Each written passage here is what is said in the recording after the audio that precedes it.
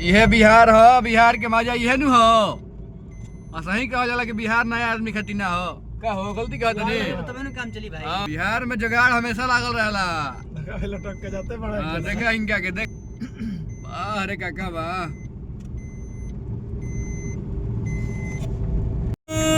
अरे काका वाह, बहुत बढ़िया बहुत बढ़िया।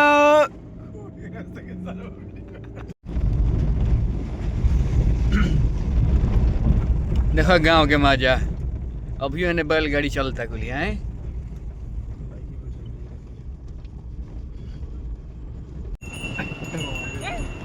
बहुत सुंदर का मजा बा गाँव के बउआ। दिक्कत नहीं बाड़े, दिक्कत नहीं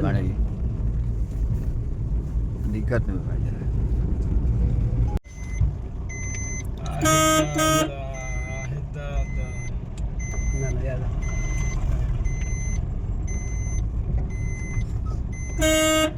तनी साइड हटिया रमेश। रमेश लिखल हो बाटे। लगवा दे ऊपर एक हॉरर बुझाई। क्या रमेश लिखल बा? बैग दे दो अंदर। जल्दी वहां से हटो। हट तोरा माई के चदो।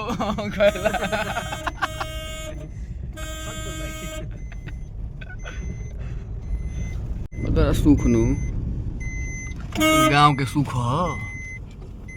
वाह देखा तरन हरिओम गांव के सुख हो।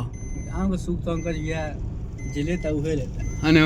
और जिले ता उ कहत कि हम लेवे के मन नहीं। देखिए छाती में मत धराइए। लाने लग जाएंगे भाई। चलो वीडियो बन जाए। लाइव वीडियो बन जी भाई। रात के अंदर भी उन बुझाते कि अब जंगल में घुसल भैया। हाँ आसमान एकदम नीला नीला। हर कॉमेडी वाला सरी क्या करी रे? क्या करी सा? कहां जाए के तो अपन में बात भुला जाता रसो। क्या वो अभी सोच तो जातर का करीब बनाना चाहे कहानी है कि विनाशा चाहे कहानी है। लावण पहाड़ के चढ़ा। हाँ और लागी धागा वो कहे की जरूरत पड़ी चला हमरा इको किने के पड़ी।